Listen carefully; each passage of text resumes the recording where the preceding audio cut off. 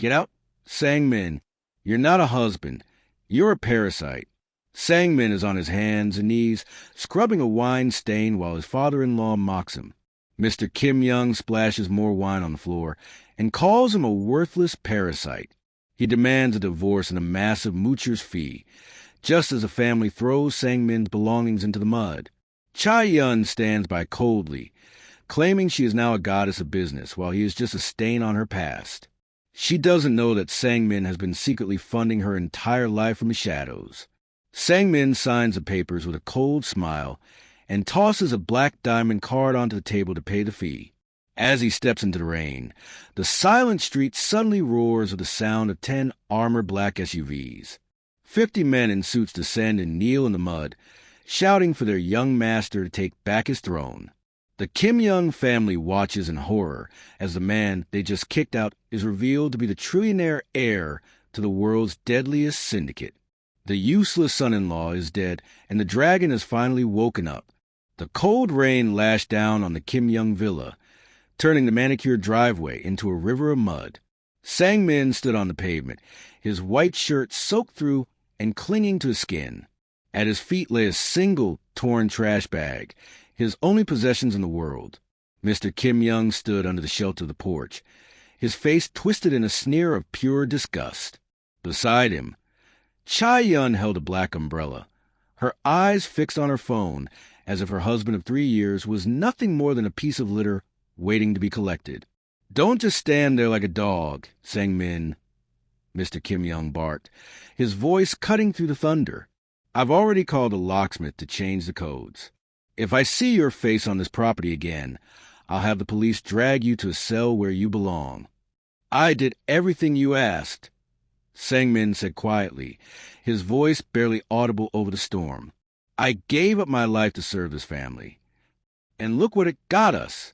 "Nothing," Cha-yun snapped, finally looking up. Her gaze was icy. "You're a man with no future, Sang-min.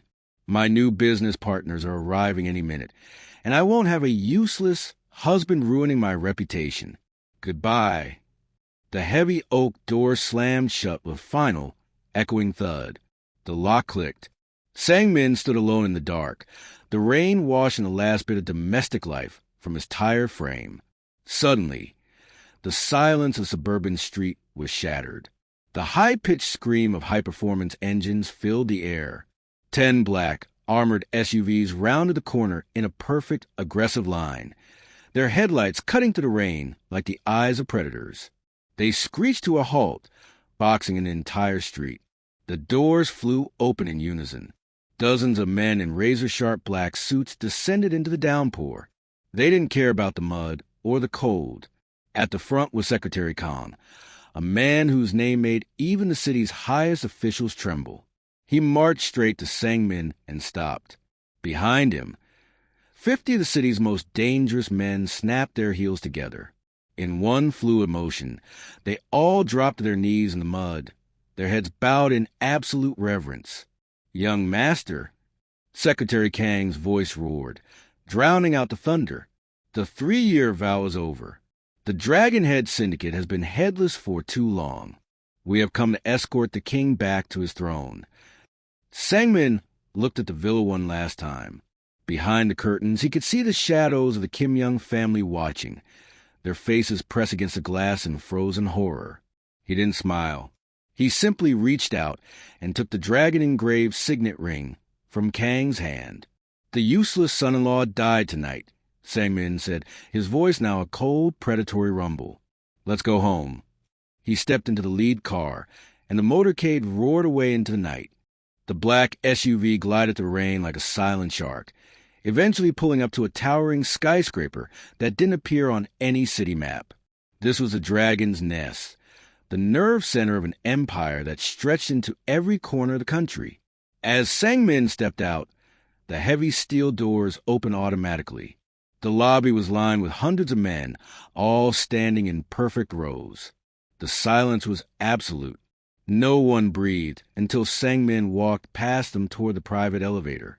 The elevator ascended to the top floor, opening into a massive office that overlooked the entire glowing city.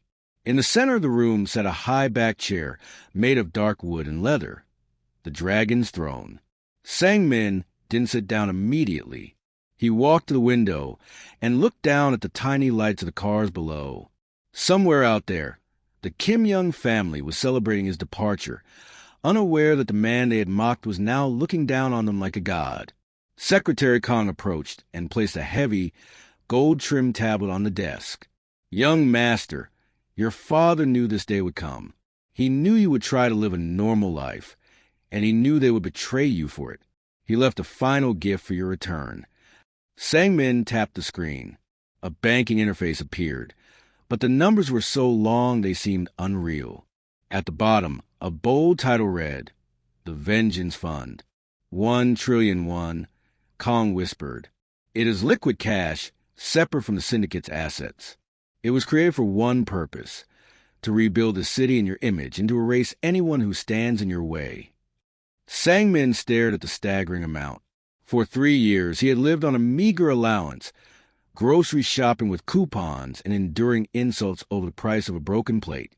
He had begged for a small loan to help Mr. Kim Young's failing business, only to be laughed at. Now, he held enough wealth to buy the Kim Young's entire neighborhood and turn it into a parking lot. "The Black Tiger Gang has already begun moving into northern docks," Kong continued, his voice turning cold. "And Mr. Kim Young has just applied for a massive loan from the Hanil Bank to save his company. He has no idea that you purchased that bank 10 minutes ago." A slow, dangerous smile finally touched Sang-min's lips. It wasn't a smile of joy, but of a predator who had found its scent. He finally sat in the throne, the leather creaking under his weight. He felt the power of the syndicate flowing through him, replacing the warmth of his former home with the cold steel of his heritage. "Let them have their celebration tonight," Sang-min said, his voice echoing in the vast room. "Tomorrow we start spending. I want every contract the Kim Youngs are chasing. I want every ally they think they have. By the time I'm done, they will realize that the useless man they kicked out was the only thing keeping the world from swallowing them whole." The sun had finally emerged, but for Chae-yun, the world still felt chaotic. She stood in front of a high-end department store, waiting for her new suitor to pick her up. She was dressed in her finest silk dress, her mind already calculating the millions she needed to secure her next business deal. A low, aggressive growl of an engine suddenly echoed through the street. Pedestrians stopped in their tracks, pulling out their phones to record. A sleek, matte black supercar, a limited edition model with only 5 units in existence, glided to the curb. It looked less like a car and more like a fighter jet. The gull-wing door swung open and a man stepped out. He wore a sharp, tailored suit that moved perfectly with his stride. His hair was styled back, revealing a jawline that looked carved from stone. Chae-yun's heart skipped a beat, thinking she was about to see a famous billionaire. Then she saw his face. "Sang-min," she gasped, her voice full of disbelief. Sang-min didn't look at her. He adjusted his cufflinks, his movements calm and deliberate. The messy man who used to do her laundry was gone. In his place was someone who radiated cold, absolute authority. Chae-yun recovered quickly, her shock turning into a sharp, mocking laugh. She walked toward him, crossing her arms. "I have to admit, Sang-min, I didn't think you'd sink this low. Is this your new career?" Working as a valet for the ultra-rich. Sang-min finally turned his gaze toward her. His eyes were like ice, devoid of the warmth she had once taken for granted. He didn't speak. "Who did you steal those clothes from?" Chae-yun continued, her voice rising so the onlookers could hear. "And this car, do you even know how to drive a vehicle worth 5 billion won? You should be careful. One scratch and you'll be in debt for 10 lifetimes. Does the owner know you're playing dress-up with his property?" Just then, the store's manager rushed out, bowing so low his head nearly hit the pavement. "Sir, your private shopping suite is ready. We have cleared the entire floor as you requested." Chae-yun froze. "Manager, you must be mistaken. This is my ex-husband. He's a jobless nobody. He's clearly just a driver. The manager looked at Chai-yun as if she were insane. Driver, this is the primary shareholder of our global parent company. This car was delivered by air freight specifically for him this morning. Sang-min reached into his pocket and pulled out a pair of dark sunglasses. He put them on, effectively erasing Chai-yun from his sight. I told you yesterday, Chai-yun, Sang-min said, his voice a low, terrifying rumble. We live in different worlds now. Don't touch the car. You can't afford the cleaning fee. He walked past her without a second glance, leaving her standing on the sidewalk, her face burning with a mix of fury and a sudden, creeping sense of dread. For the first time, she felt small, and the useless man was the reason why. The offices of the Kim Young Trading Group were filled with a heavy, desperate tension. Mr. Kim Young sat at his desk, his hands trembling as he stared at a mountain of past-due notices. The shipping empire he bragged about was a hollow shell, without the luck he'd enjoyed for the last 3 years. Luck he never realized came from Sang-min. His contracts were vanishing, and his creditors were circling like sharks. Father, we have one last chance, Chai-yun said, rushing into the office. Her face was pale. The Hanil Bank refused us, but a private equity firm called the Dragon's Reach has agreed to meet. They have enough capital to save us 10 times over. Mr. Kim Young straightened his tie, hope flaring in his eyes. Tell them I'll agree to any terms. We just need the cash. An hour later, they were escorted into a dimly lit, high-security office at the top of a skyscraper. The room was cold and smelled of expensive leather and ozone. In the center of the room was a large, frosted glass screen. Behind it sat a silhouette, a man in a high-backed chair, his face completely obscured. Mr. Kim Young bowed deeply toward the screen, his arrogance completely replaced by a beggar's plea. Thank you for seeing us, Chairman. My company is a leader in the industry. We just need a bridge loan to get through this temporary crisis. A voice came from behind the screen. It was deep, distorted by a modulator, but it carried a chilling authority that made Chai-yun's skin crawl. Your company is not a leader. It is a disaster. You have no logistics, no protection, and your management is incompetent. Mr. Kim Young flinched as if he had been slapped. We had a specialist handling those things. He's gone now, but we are recovering. You didn't have a specialist, the voice rumbled. You had a miracle, and you threw it away. A contract was slid through a slot at the bottom of the screen. The terms were brutal. In exchange for the funding, the mysterious investor would take 70% of the company's shares and have the power to liquidate the family's personal assets if a single payment was missed. This is like a slave contract, Mr. Kim Young whispered, his voice cracking.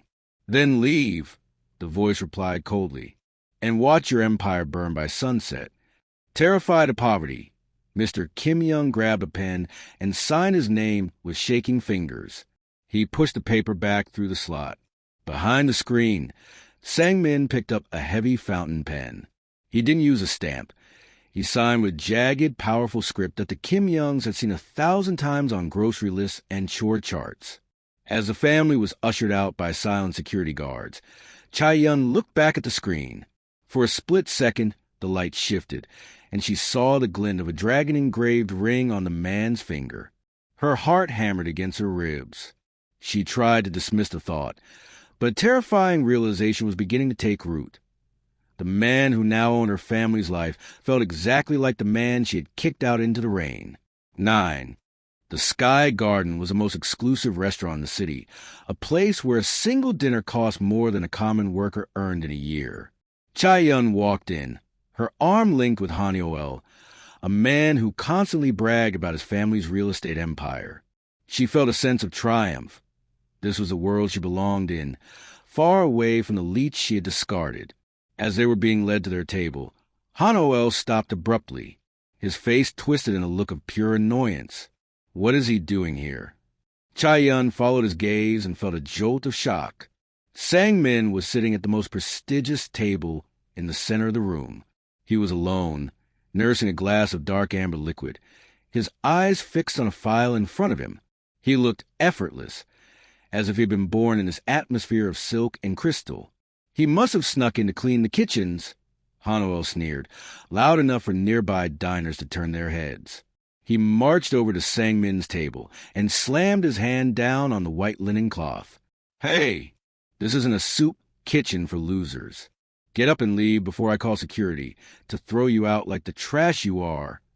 Sangmin didn't even look up. He turned a page in his file. The air was quiet until you arrived. Please leave.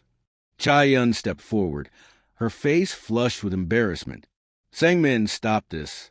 You're making a scene. You can't afford to be here, and you're embarrassing me. Hanoel is a VVIP member here. One word from him, and you'll be blacklisted from every decent place in the city. Is that so? Sangmin said, finally raising his eyes. They were cold and sharp, making Hanoel flinch despite his bravado. Waiter! Hanoel shouted, snapping his fingers. This man is a vagfart. He's bothering the paying guests. Remove him immediately. The head manager, a man known for his stern and unwavering professionalism, rushed over. He didn't look at Hanoel. Instead, he bowed so deeply to Sangmin that his chest nearly touched his knees. Is there a problem, Chairman? The manager asked, his voice trembling with respect. The chairman? Hanoel laughed nervously. You've got the wrong guy. This is a nobody. I'm the one with the VVIP card. The manager turned to Hanoel, his expression turning to stone. Sir, your membership has been revoked as of 10 seconds ago. You are speaking to the man who purchased this entire hotel and restaurant chain this afternoon. Cha-Yun felt as though the floor had vanished beneath her feet. She looked at Sangmin, waiting for him to say it was a joke. But he simply took a sip of his drink. The food here is excellent, Sangmin said calmly, looking at the manager. But the company has become tasteless. Please escort these two out, and ensure their names are added to the no-entry list for all Dragonhead properties. Right away, sir, the manager replied. As security guards firmly gripped Hanoel and Cha-Yun's arms, the restaurant fell into a hushed silence. Cha-Yun looked back one last time, seeing Sangmin bathe in the soft glow of the chandelier. He didn't even watch them go. He had already moved on to the next page of his file, treating her existence as nothing more than a minor distraction he had already settled. The humiliation at the restaurant had left a bitter taste in the air, and for the Black Tiger Gang, it was an opportunity to strike. They didn't know who Sangmin really was. They only knew that someone was suddenly buying up the city and making the Kim Young family look like fools. They decided to send a message. Sangmin was walking through a quiet, dimly lit parking garage toward his car when a shadow detached itself from the concrete pillars. The man was tall, built like a mountain, and moved with the silent grace of a professional killer. This wasn't a street thug. This was a ghost, a high-level hitman whose name was whispered in fear across the border. He had been hired by the rival gang to scare Sangmin, to break his legs and remind him that money didn't buy safety in the Underworld. The ghost pulled a serrated combat knife from his belt, the steel glinting under the flickering fluorescent lights. You've made some powerful people nervous, Mr. Son-in-Law, the hitman rasped, his voice like grinding gravel. It's time you learn that a suit doesn't make you a warrior. Sangmin stopped. He didn't reach for a weapon. He didn't call for his guards. He simply turned his head, the light hitting his face at a sharp angle. He looked the hitman directly in the eye, his expression as calm as a frozen lake. You've gained weight, Viper, Sangmin said softly, and your footwork is sloppy. The training camp in the desert clearly didn't stick. The hitman froze. The knife trembled in his hand. He squinted, leaning closer, his heart suddenly hammering against his ribs like a trapped bird. He recognized that voice. He recognized that cold, steady gaze that had led him through 100 suicide missions in the Foreign Legion. Commander, the hitman whispered, his face turning a sickly shade of gray. The ghost didn't strike. Instead, he dropped the knife. The weapon clattered loudly against the concrete, the sound echoing through the empty garage. Without a second thought, The most feared killer in the city collapsed to his knees. He pressed his forehead against the oily floor at Sang-min's feet, his entire body shaking with terror. "I didn't know. I swear on my life, I didn't know it was you," the hitman sobbed, his voice cracking. "They told me you were a nobody. They told me you were a useless house husband. Please, Commander, mercy, I'll do anything. I'll kill the ones who sent me." Sang-min looked down at the man who had once been his most loyal soldier. He didn't offer a hand to help him up. "Get up," Sang-min commanded, his voice echoing with the authority of the dragon head. "You work for the syndicate now. Go back to the Black Tigers. Tell them that if they want to scare me again, they should send someone who doesn't know my name. Because the next time I see a blade in this garage, I won't be in a mood for a reunion." The hitman scrambled to his feet, bowing repeatedly as he backed away into the shadows, disappearing as quickly as he had arrived. Sang-min reached his car and clicked the remote. The world thought he was a weak man who had found money, but the underworld was beginning to remember the truth. He was a god who had returned to reclaim his temple. The grand hall was filled with the scent of expensive perfume and the quiet hum of the city's elite. Crystal chandeliers cast a warm glow over bidders, but for Chai-yun and her father, the air felt freezing. This auction was their last lifeline. They needed the North Bay lot to build the logistics hub promised to their new investors. If they failed, their company would be carved up by creditors by Monday morning. "We have 30 billion won," Mr. Kim-young whispered, his voice shaky as he wiped sweat from his forehead. "It's every cent we have left, including the mortgage on the villa. No one in this room will go higher for a piece of coastal scrubland." Chai-yun nodded, her eyes scanning the room. She felt a strange prickle on the back of her neck. In the very back row, sitting in the shadows, was a familiar figure. Sang-min sat with his legs crossed, leaning back as if he were watching a boring movie. Secretary Kong stood behind him like a stone statue. "The bidding for Lot 42, the North Bay development, starts at 10 billion won. The auctioneer announced, his gavel poised. 15 billion. Mr. Kim-young shouted immediately, trying to show strength. 20 billion. A rival developer countered. 25 billion. Mr. Kim-young cried out, his face turning a deep shade of red. The room went silent. 25 billion was an overpayment, and everyone knew it. The rival developer shook his head and sat down. Going once for 25 billion. The auctioneer called, going twice. 26 billion, a calm, deep voice rang out from back. The crowd turned. Sang-min hadn't even raised his paddle. He had simply spoken. Chai-yun felt a surge of fury. "He's bluffing," she hissed to her father. "He doesn't have that kind of money. He's just trying to ruin us." 27 billion. Mr. Kim-young yelled, his voice cracking. He looked at Sang-min with hatred. "You think you can play with the big boys, you little cockroach? This is real money." 100 billion, Sang-min said. The room fell into a deathly silence. The auctioneer froze. Mr. Kim-young's mouth hung open, his face turning from red to a ghostly, sickly white. Did he just say 100 billion? Someone whispered.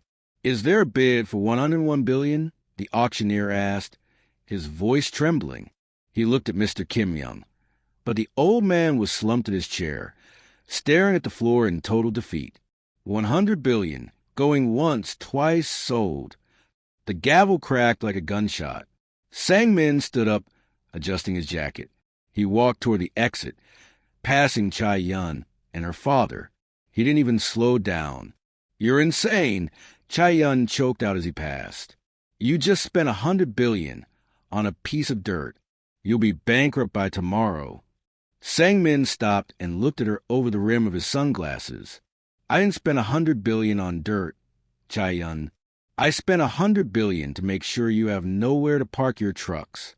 And to me, that's just pocket change." He walked out of the hall, leaving the Kim-young family to realize that their empire hadn't just been outbid. It had been erased. The night was thick with a heavy, unnatural silence as Sang-min walked toward the construction site of the North Bay lot. He had come alone to inspect the land he had snatched away from the Kims, but he wasn't truly alone. In the shadows of the half-finished concrete pillars, dozens of eyes watched him. The Black Tiger Gang had decided that if they couldn't outbid him, they would simply bury him in the dirt he had bought. Suddenly, the silence shattered. 10 men armed with iron pipes and machetes stepped into the light of his flashlight. Behind them, a second wave emerged, totaling nearly 30 attackers. Among the debris, a small figure huddled in fear. It was one of Mr. Kim Young's site managers who had stayed late to pack his things. He watched from behind a stack of bricks, his breath hitching as he realized a useless son-in-law was about to be slaughtered. "You should have stayed in the kitchen, Sang-min," the lead thug roared, lunging forward with a heavy pipe. Sang-min didn't flinch. He didn't run. As the pipe swung toward his head, he moved with a speed that shouldn't have been possible for a normal man. He stepped inside the attacker's reach, his palm striking the man's chin with the force of a hammer. The thug's head snapped back, and he collapsed instantly. The rest of the gang charged all at once. Sang-min became a blur of controlled violence. He moved like a ghost through the rain of blades, his white shirt quickly stained not with his own blood, but with that of his enemies. He used their own momentum against them, breaking arms and shattering knees with terrifying precision. This wasn't a clumsy husband who used to trip over the vacuum cleaner. This was a war machine. The site manager watched in absolute horror. He saw Sang-min catch a machete midair with his bare hand, the blade biting into his palm, but Sang-min didn't even blink. He twisted the weapon away and used the blunt side to knock 3 men unconscious in a single, sweeping motion. His eyes were cold and vacant, as if he were performing a simple chore rather than fighting for his life. In less than 3 minutes, 30 men lay groaning and broken on the ground. Sang-min stood in the center of the carnage, breathing hard, his knuckles bruised and bloody. He wiped a streak of red from his cheek and looked toward the stack of bricks where the manager was hiding. "Tell Mr. Kim Young what you saw tonight," Sang-min said, his voice cold and steady. "Tell him the North Bay lot is protected. And tell him that if he sends more help like this, I'll stop being so gentle." Sang-min turned and walked into the darkness, leaving the witness trembling. The man realized with a jolt of terror that the Kim family hadn't just lost a son-in-law. They had declared war on a monster. Cha-yun sat in a high-end lounge, smiling at Hanoel as he described the billion-dollar merger he was preparing for her company. To her, Hanoel was a perfect man, wealthy, connected, and ambitious. He was everything she thought Sang-min wasn't. She felt a surge of pride, convinced that divorcing her useless husband was the best business decision she had ever made. However, the doors of the lounge swung open, and Sang-min walked in. He wasn't alone. Behind him stood Secretary Kong and 2 men in dark suits carrying heavy leather briefcases. The entire room seemed to turn cold at his entrance. "Sang-min, are you following me now?" Cha-yun snapped, standing up. "Security is going to throw you out if you keep harassing us." Hano let out a nervous laugh, adjusting his expensive tie. "Let him stay, Cha-yun. Maybe he wants to learn how a real businessman operates." Sang-min didn't respond to the taunts. He walked straight to their table and dropped a thick folder in front of Cha-yun. "You should read this before you sign anything else over to him," Sang-min said, his voice flat and dangerous. Cha-yun opened the folder with a sneer, but as her eyes scanned the pages, her expression froze. The documents weren't business plans. They were bank records from overseas, debt notices, and a criminal profile. "What is this?" she whispered. "It's the truth," Sang-min said. "Your prince isn't a billionaire. He's a professional con artist with 3 outstanding warrants in Europe. He owes over $50 million to the Black Tiger Gang, and he's been hired by them to infiltrate your company." Hanoel's face turned from a smug tan to a ghostly, sweating white. "This is fake. He's just jealous. Cha-yun, don't listen to him." "Is that so?" Sang-min leaned in, his eyes locking onto Hanoel's. "Then explain why the luxury villa you claim to own is actually a short-term rental paid for by the Black Tigers." And explain why the merger contract you gave Chaeyoung has a hidden clause that transfers all her intellectual property to a shell company owned by your creditors. Secretary Kong stepped forward, holding a tablet. The Black Tigers have already started the transfer process. Ma'am, if you had signed that last document, your family would have been bankrupt and homeless by morning. Chaeyoung looked at Hanoel, who was now shaking uncontrollably. The mask of the perfect suitor had shattered, revealing a desperate mid-level fraud. She felt a sickening wave of realization. She had traded a man who secretly protected her for a man who was actively destroying her. "Get out." Chaeyoung choked out, looking at Hanoel. "He can't," Sang-min said, turning to the door as two police officers entered. "He's going somewhere much smaller than a villa." As they dragged a screaming Hanoel away, Sang-min turned to leave. Chaeyoung reached out, her hand trembling. "Sang-min, why did you help me? After everything I said." Sang-min stopped but didn't look back. "I didn't do it for you. I did it because the Dragonhead doesn't allow rats to play in the city." He walked away, leaving Chaeyoung alone in the expensive lounge, finally realizing that the useless man she had thrown away was the only thing that had ever truly been real in her life. The offices of the Dragonhead syndicate were not designed for comfort. They were designed to inspire terror. Mr. Kim Young stood in the center of the vast, marble-floored hall, clutching his briefcase, so tightly his knuckles were white. His company was on the verge of total collapse. The Dragon's Reach private equity firm had called in his debts, and the only man who could stop the execution was a mysterious chairman he had met behind a glass screen once before.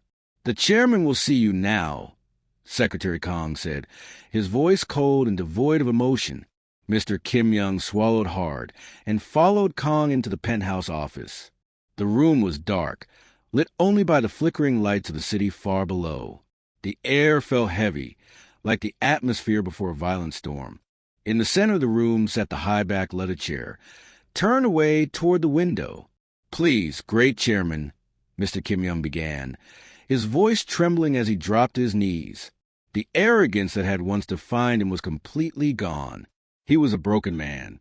"I know I have failed. I know my company is in your hands. I am begging for mercy. If you seize my assets, my daughter and I will be on the streets. We have nothing left." The figure in the chair didn't move. The only sound in the room was the ticking of a grandfather clock and the heavy, panicked breathing of the old man on the floor. "You speak of mercy," the voice from the chair rumbled. It was no longer distorted by a modulator. It was a voice Mr. Kim Young recognized, a voice he had heard every day for 3 years, usually while he was yelling at it to clean the floors or go to the market. Mr. Kim Young froze. A cold sweat broke out across his forehead. That voice! "For 3 years, I gave you my loyalty," the voice continued, the chair slowly beginning to rotate. "I stabilized your shipping lanes. I frightened away your rivals. I acted as your shield while you called me a parasite. You didn't want a son-in-law. You wanted a slave." Mr. Kim Young watched in paralyzed horror as the chair finally turned completely around. Sang-min sat there, his silhouette framed by the moonlight. He looked like a king from an ancient violent era.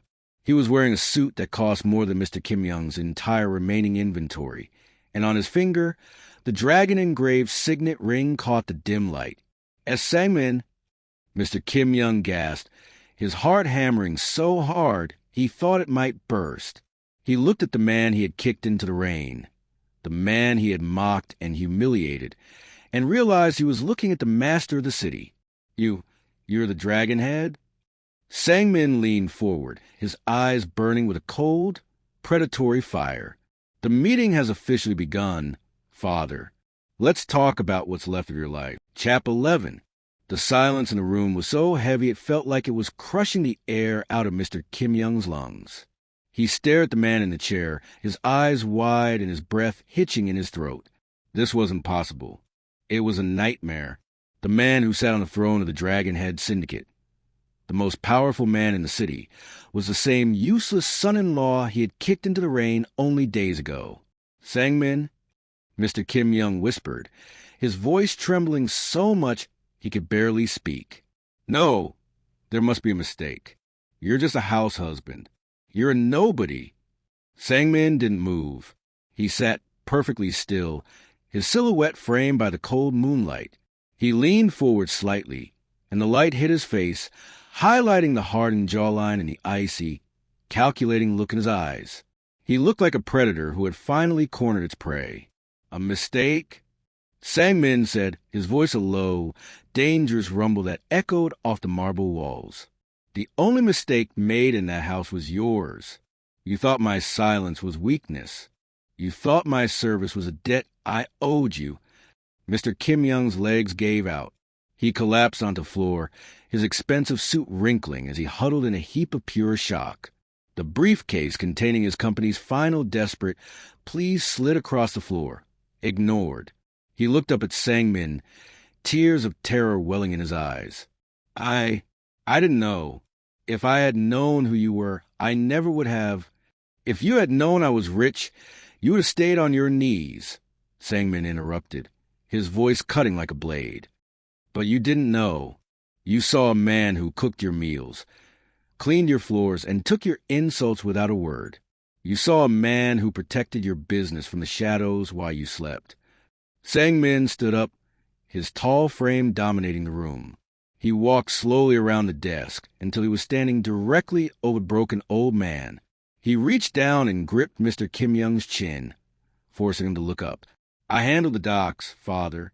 Remember?" Sangmin whispered. "When the strikes threatened to burn your company to the ground, it wasn't your business genius that saved you. It was one phone call from me. When the Black Tigers tried to hijack your cargo, it wasn't the police who stopped them. It was my men. Every bit of success you had was a gift from a man you called a parasite." Mr. Kim Young let out a broken sob, realizing the sheer scale of his stupidity. He had thrown away the only person who had actually made his life worth living. "Now," Sangmin said, letting go of the man's face and standing tall. "The protection is gone. The luck has run out, and I am here to collect the debt." The grand ballroom of the Dragon Head Manor was a sea of black ties and silk gowns. The city's most powerful figures, governors, billionaires, and high-ranking generals, stood in tight, nervous circles. They weren't here to network. They were here to pay homage.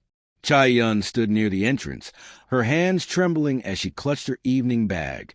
Beside her, her father looked like a ghost, his eyes hollow and defeated. They had been invited not as guests, but as witnesses to the final act of their own downfall. Suddenly, the massive double doors at the head of the hall swung open. A heavy, rhythmic thud echoed through the room as 100 elite syndicate guards slammed their batons against the floor in unison. Sangmin walked out.